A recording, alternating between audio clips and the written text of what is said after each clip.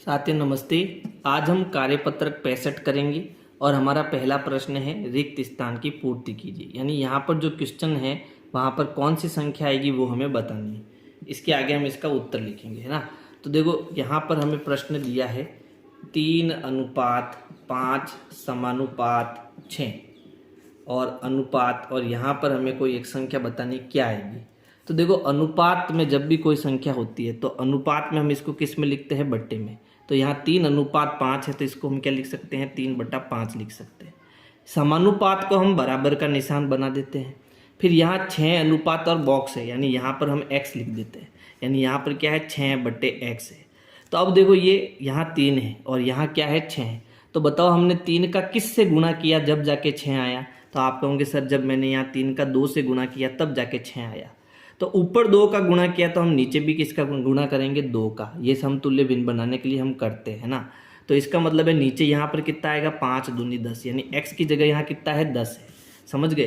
तो यहाँ पर जो ये इस प्रकार का निशान है वहाँ कितना आएगा, 10 आएगा। फिर देखो यहाँ पर ये बॉक्स है, यहाँ पर कितना है, 4 और नीचे कितना है, 3 और यहाँ 12 आ रहा है। तो बताओ 3 को मैंने किस से गुणा किया तब जाके, यानी यहाँ पर जो है 4/3, ठीक है। फिर यहाँ पर बॉक्स है और यहाँ पर कितना है, 12। यहाँ पर हमने किसका गुणा किया तब जाके 12 आया। तो आप कहोगे सर 4 का गुणा किया। तो यहाँ 4 का गुणा किया तो ऊपर भी मुझे 4 का गुणा करना पड़ेगा।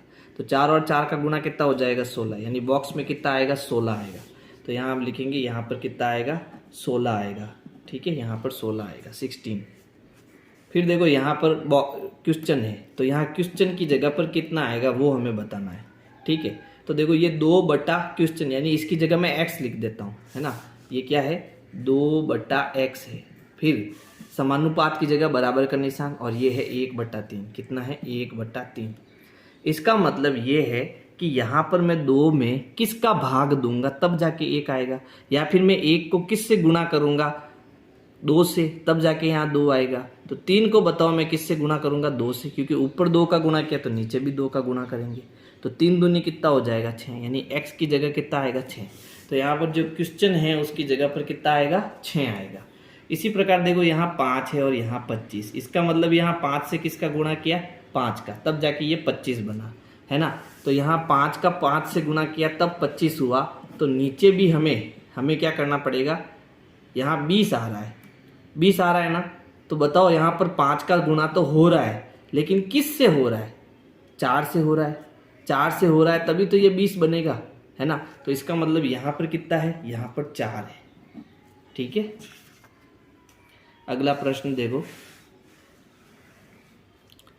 एक मोटरसाइकिल 20 लीटर पेट्रोल में 320 किलोमीटर दूरी तय करती है, तो यह 5 लीटर पेट्रोल में कितनी दूरी तय करेगी। तो देखो इस प्रश्न को हम एक की विधि से करेंगे। यानी हमें देखो 20 लीटर में 320 किलोमीटर की दूरी दी है।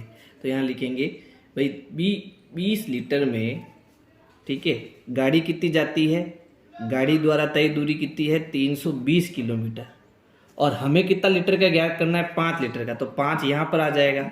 तो 5 लीटर में गाड़ी कितनी दूरी तय करेंगी। तो एक की विधि में हम क्या करते हैं, जो पहले बराबर के इस तरफ है वो ऊपर होता है हमारे 320, जो बराबर के इस तरफ है वो नीचे रहता है, और जो दूसरे लाइन में यहाँ पर है वो गुणे में आता है, ठीक है। अब इसको सरल करेंगे। देखो 1 0 से 1 0 कट गया। अब 2 का भाग देंगे ऊपर हम, तो कितनी बार जाएगा, 16 बार। अब हमें 16 का किससे गुणा करना है, 5 से, ठीक है। तो 16 पंजे कितना होता है, 80, है ना। 16 पंजे 80, तो यहाँ आ जाएगा 80 किलोमीटर। यानी अगर 20 लीटर में 320 की किलोमीटर दूरी तय होती है तो 5 लीटर में 80 किलोमीटर की दूरी तय होगी। प्रश्न 3 है, एक वस्तु को 330 रुपये में बेचने पर 10% का लाभ होता है, तो क्रय मूल्य ज्ञात कीजिए। देखो हम जानते हैं कि 100% जो होता है वो हमेशा हमारा क्रय मूल्य होता है, और यहाँ 10% का लाभ हुआ, इसका मतलब उसने वस्तु कितने में बेची, 110% में बेची, है ना। तो अब यहाँ पर देखो 320 रुपये में बेचने पर, यानी 110% जो है वो 330 के बराबर है। तो यहाँ लिखेंगे भाई हमें 110% जो है वो 330 के बराबर है। यहाँ पर ये प्रतिशत है और यहाँ संख्या है ना। तो यहाँ पर क्योंकि इसने बेचा है, बेचा कितने में भाई, 100% में खरीदी और बेची कितने में, 10% का लाभ हुआ, यानी 110 में बेची। तो 110% 330 के बराबर हुआ। हमें क्रय मूल्य ज्ञात करना है, तो भाई हमने खरीदी कितने में, 100% में, तो हमें 100% ज्ञात करना है, तो हम 100% यहाँ लिखेंगे। अब एक एक की विधि में क्या करते हैं, 330 ऊपर बट्टे में 110 नीचे और गुणे में कितना आ जाएगा 100। एक जीरो से एक जीरो कटेगा।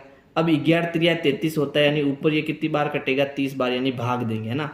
और 30 और 10 का गुणा करेंगे, 30 गुणा 10 करेंगे तो कितना आएगा 300 रुपये, यानी उसने वो चीज़ कितने में खरीदी थी, 300 रुपये में खरीदी थी। अब हमें मिलान करना है, तो देखो मिश्र धन क्या होता है, तो हम जानते हैं कि जब हम किसी मिश्र धन होता है मूलधन के अंदर, जैसे आपने कोई धन उधार लिया, ठीक है, मूलधन के अंदर आप उसमें ब्याज जोड़ते हो, किसी से ब्याज आपने किसी को मान लो कोई कुछ रुपए 100 रुपये उधार दिए, ठीक है, एक साल बाद में आपने उससे 20 रुपये का ब्याज जोड़ दिया, तो आपने उससे कितने रुपए लिए, 120 रुपये लिए। तो ये जो 120 रुपये लिए मूलधन जोड़ने के बाद में, ये हमारा मिश्र धन होता है। तो मूलधन प्लस ब्याज को हम क्या कहते हैं, मिश्र धन कहते हैं, ये इसका सूत्र है। लाभ क्या होता है कि जब हम देखो, एक होता है क्रय मूल्य और एक होता है विक्रय मूल्य। खरीदने, जब हम कोई वस्तु खरीदते हैं तो उसको हम क्रय मूल्य कहते हैं, और जब हम कोई वस्तु बेचते हैं तो उसको हम विक्रय मूल्य कहते हैं, ठीक है। तो लाभ कब होता है, जब विक्रय मूल्य ज़्यादा हो और क्रय मूल्य कम हो, यानी मैंने मान लो 100 रुपये में खरीदी, 110 रुपये में बेच दी, तो मुझे लाभ कितना हुआ, 110 में से 100 घटाओ कितना हुआ, 10 रुपये का लाभ हुआ। तो जब मैं विक्रय मूल्य माइनस क्रय मूल्य करता हूं तो मुझे लाभ मिलता है, तो यहाँ उत्तर हो जाएगा विक्रय मूल्य माइनस क्रय मूल्य। साधारण ब्याज क्या होता है, तो साधारण ब्याज का सूत्र होता है मूलधन इंटू दर इंटू समय बटा 100। और हानि क्या होती है, जब क्रय मूल्य ज़्यादा हो और विक्रय मूल्य कम हो, यानी क्रय मूल्य माइनस विक्रय मूल्य हो तो वहाँ पर हानि होती है। इसका मतलब जैसे मान लो मैंने कोई वस्तु 100 में खरीदी और 90 में बेच दी, है ना, तो अब की बार मैं क्रय मूल्य में से विक्रय मूल्य घटाऊंगा, यानी 100 में से 90 घटाऊंगा तो क्या आएगा 10, यानी 10 रुपये का मुझे नुकसान हो गया। यानी जब क्रय मूल्य में से हम विक्रय मूल्य को घटाते हैं तो उस समय हमें हानि होती है। अगला प्रश्न है, अंतिम प्रश्न, यदि 5,000 रुपये के मूलधन पर 2 वर्ष बाद सुनील ने 200 रुपये साधारण ब्याज देता है तो ब्याज की प्रतिशत दर ज्ञात कीजिए। तो यहाँ पर देखो साधारण ब्याज का हमें सूत्र दिया हो। पहले तो देखो क्या क्या दिया है, यहाँ पर हमें मूलधन दिया हुआ है, मूलधन कितना है 5,000 है। फिर यहाँ पर 2 वर्ष बाद, यानी समय हमें दिया हुआ है, समय यहाँ पर है 2 वर्ष, ठीक है। फिर उसके बाद सुनील 200 रुपये साधारण ब्याज, तो यहाँ साधारण ब्याज हमें दिया हुआ है, साधारण ब्याज कितना दिया है 200 रुपये दिया है, ठीक है।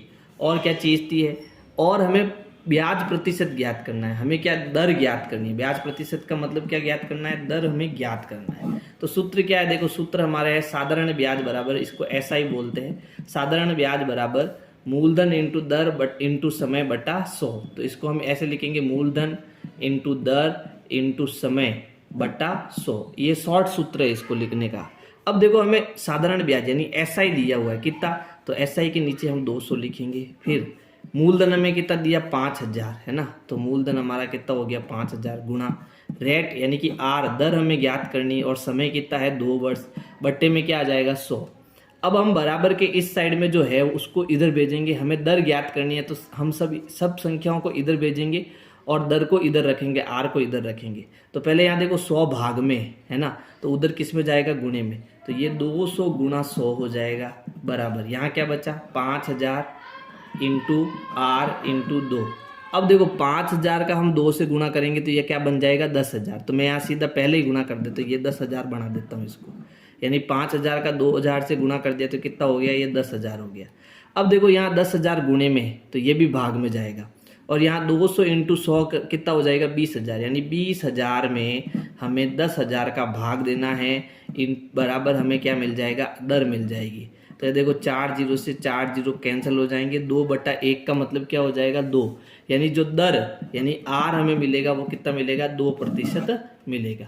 तो इस प्रकार से हमें कार्यपत्रक 65 करना है। और अगर मेरी वीडियो पसंद आए तो वीडियो को लाइक करना है और अपने दोस्तों को शेयर करना है। Thank you.